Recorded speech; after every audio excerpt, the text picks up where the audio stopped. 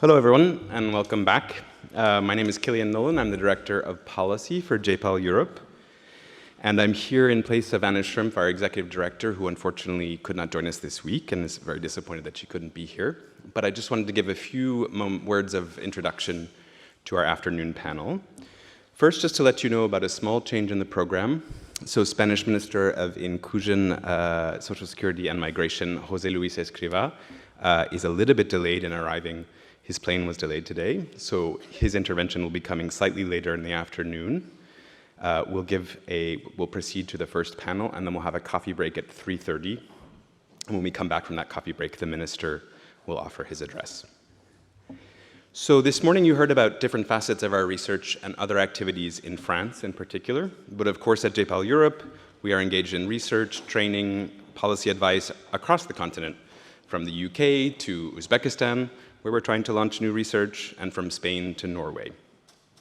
You will hear in depth about the research by the about some of that research by the network in Spain, Turkey, and Italy in just a few moments. But to complement these presentations, I wanted to give you a brief idea of the diversity of this research across Europe.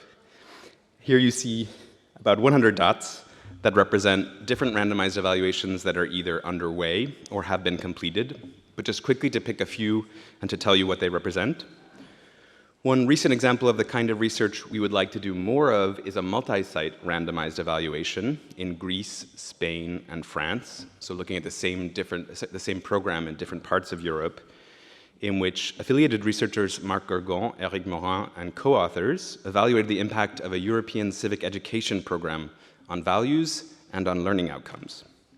They found that the program increased students' altruism and their perception of their ability to engage in democratic processes, among other things, and also found that students who participated in the program developed more diverse friend networks. In Belgium, to take a different case, affiliate Clément Imbert and co-authors found that sending simplified letters to taxpayers that made the consequences of non-compliance explicit through fines, tax increases, or follow-up enforcement led to higher rates of tax compliance, while morale messages promoting social norms had no impact at all and sometimes actually decreased compliance. And then just to take a final third example, in the UK, research by John List, Robert Metcalf, and co-authors examined the impact of incentives for smart meter take-up. Smart meters, which tell consumers how much energy they are using on a regular basis, have been heralded as a way to encourage energy conservation. But while offering these small incentives, £5 or £10 for actually installing your smart meter, did increase adoption, customers did not reduce their energy consumption. And climate, as you heard a little bit this morning, was a big theme of some of the interventions of the ministers. It's an area where we would like to do a lot more research in Europe. To conclude my remarks, I'd like to mention a consistent partner in so much of this work for JPAL Europe, and one of the great advocates for trying to expand the resources and the research that our network makes available across the continent is Community Jameel. I am now delighted to introduce George Richards, who is the director of Community Jameel, and I know that a concern that he personally and all of Community Jameel care very much about is the inclusion of migrants and refugees, and he will say a bit more about the research and policy initiative that JPAL Europe launched together with Porticus and Community Jameel in 2019. And I hand it over to you, George. Thank you.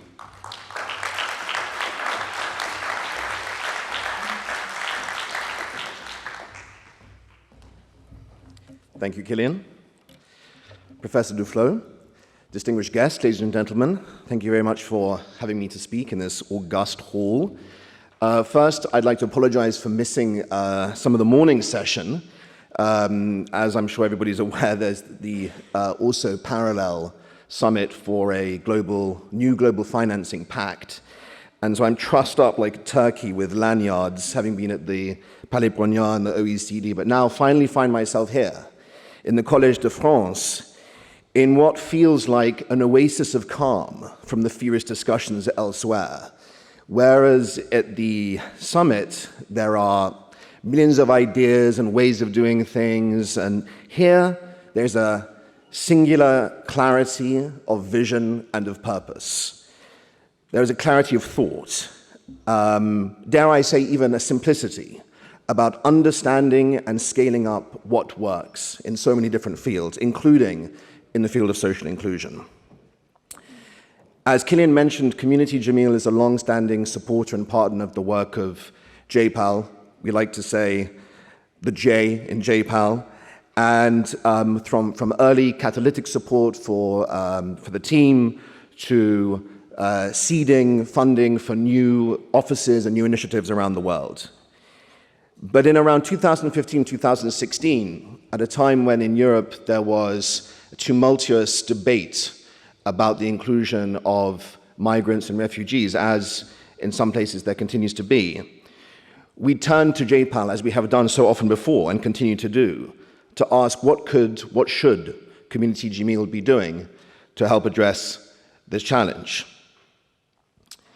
And again, as it turns out so often is the case, Professor Duflo said, well, as it happens, JPAL has already been doing some work in this field, but we need to do more. We need to scale it up. We need to get it in front of policymakers to help inform policy. And we are extremely proud to have partnered with Porticus to help launch and catalyze the European Social Inclusion Initiative. ESII, as it's sometimes known, runs on the understanding that better policies to promote social inclusion in Europe require an evidence base for understanding what makes these policies effective. And since its initiation, ESII has provided support to projects across 7 countries in Europe, focusing on 3 key factors: education, employment, and migrant integration programs. These projects have ranged from teacher-led interventions that promote the inclusion of Syrian refugees in Turkish classrooms to evaluating a data-driven matching algorithm in the Netherlands that helps placement officers identify the best neighborhoods and communities for migrants to arrive in and to be integrated and included. And since that launch, we've obviously been excited by others joining into the cause, BNP Paribas, BIC, and others too. And now we are thrilled that the IKEA Foundation, with its storied track record of support for refugees, has launched with JPAL, or supported the launch by JPAL of the Displaced Livelihoods Initiative, also with Innovations for Poverty Action. The DLI and ESII form twin pillars of JPAL Europe's work on social inclusion in Europe, something that I think, particularly in the aftermath of the tragedy in the Aegean just over a week ago, we are all aware is a continuing challenge that we must face down. So, in conclusion, I will just sum up by saying we remain indebted and deeply grateful for the opportunity to be partnering and to be supporting the work of JPAL in this field, and to speak with much more authority on the matter.